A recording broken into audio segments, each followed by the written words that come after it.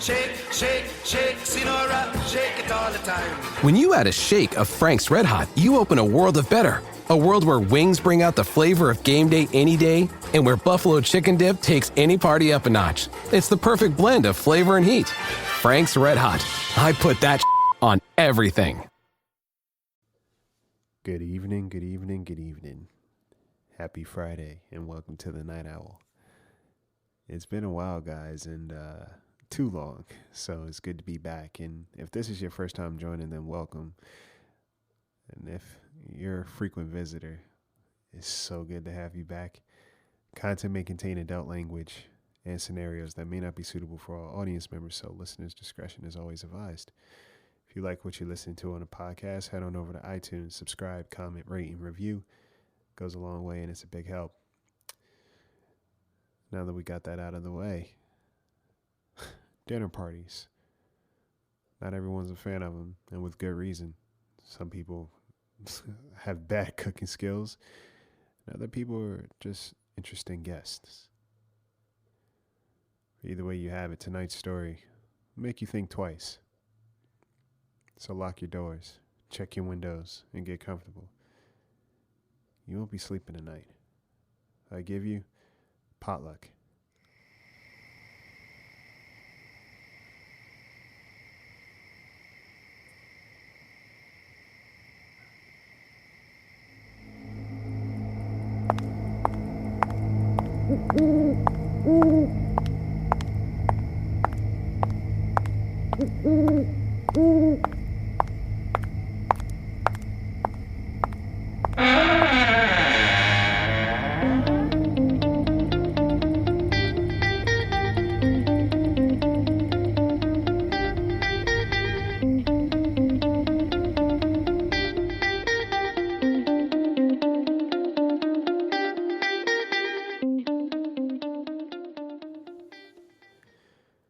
I'll be the first to admit that I'm not a huge fan of group activities. I'll typically try to avoid them. I remember this one time there was a get to know your neighbor get together, and I purposely went out of town because truly and respectfully, fuck that. I know enough, so thank you. It's interesting because even as adults, there are still those experiences that remind you of grade school. You got your cliques, your poor communication skills, intrusiveness, or someone getting pissed drunk and spilling all the Boston tea. Yeah, you heard me. Things are opening back up and people couldn't wait to congregate or just to share space again. I got spoiled by the solitude and I enjoyed my peace. You know what I mean? I don't say that too loudly because apparently wanting to be alone is blasphemous and considered weird. But it's been a lot to handle personally. Watching everything reopen so quickly in this back to normal energy, polluting the air. It's a lot to take in. Now, I'm not a complete recluse. I have my people that I love to spend time with in a relaxing setting, but I personally just want to take my time getting reintroduced back into the world, if that makes sense. My wife, on the other hand, is a social butterfly and lives for some gatherings. Video calls have been her saving grace, and she took it as far as blocking out appointment times with her friends to actually chat. There was some kind of potluck orchestrated between her and some other people, and I was not allowed to bail. It's her piece, and I honor that, so I'm doing my best to put on my happy face for her. And she's also adamant that I bake something because that's my thing. But I will say, when I bake, it's different when I'm looking forward to actually baking and versus me being forced to do so. I just feel like there's a lot less love that goes into it. Maybe a little less sugar too. We knew some of the people that'd be there, but there'd be a few newcomers as well. Also, I'm not a fan of meeting new people. At this point in adulthood, a lot of the conversations are just filling space rather than actually having a conversation, if you know what I mean. It's the what do you do? If you have kids, you can use them as buffers and talk about whatever. And honestly, that's why I enjoy quiet, but can be kept to yourself. And we live in a high-profile neighborhood, so I already know there'd be a pissing contest at this potluck.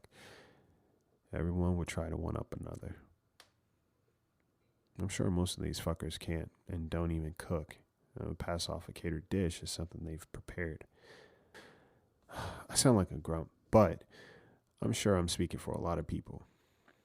Needless to say, I do love this area. It's diverse, it's dope, and I see people that look like me, and I also see people that don't. And that feels amazing. And because of that, I'm sure there'll be a plethora of different dishes. We arrived to our friend's house first. They live on the hill, and yes, it's as lavish as you think it is. He's a producer, and his husband runs a sports magazine. They're our closest friends out here, but we don't get to see them much. So safe to say I've been looking forward to it. They were inviting some of their new neighbors over and friends, but we intentionally arrived first just to catch up and share the space before they had to play host. The conversations to me were more real that way, you know? They've been doing well, and I'm happy to see that. It's earned, and truly it's deserved. Oh, I'm a chef, by the way, and wifey, she's an author. Our other close friends, one is an actor, and the other a doctor. The doctor friend was bringing some newcomers that he met at the hospital. Didn't know much about them, just knew that they were coming. And people were finally starting to arrive, and as expected, the awkward conversations began. The food looked great. And I could also tell that it was catered, but they didn't need to know that. The night wasn't as bad as I thought it'd be. They all seemed cool. The physicians seemed normal enough and seemed really intentional about getting to know us, what our hobbies were, our gym routine, the food that we ate, etc. Seemed innocent enough, and there was enough food to feed a small army, so I made sure to try a little bit of everything. As the night continued, things seemed to be going well. My mom, she had this thing about not eating everybody's food because you don't know where it's coming from. But I mean, sometimes you don't feel like cooking. Am I right? So we continued eating, continued chatting, and I didn't remember much else. I woke up in the hospital. So did my wife. So did our friends. Even our doctor friend. We were all trying to figure out what the hell happened. And even how we all got here. The doctor came and told us that we were lucky because people usually don't survive such a high dose of horse tranquilizer. What the fuck? Like, horse tranquilizer? They broke the news, I winced a little bit because it felt like someone ripped out my intestines. Comes to find out I wasn't too far off. They took one of my kidneys.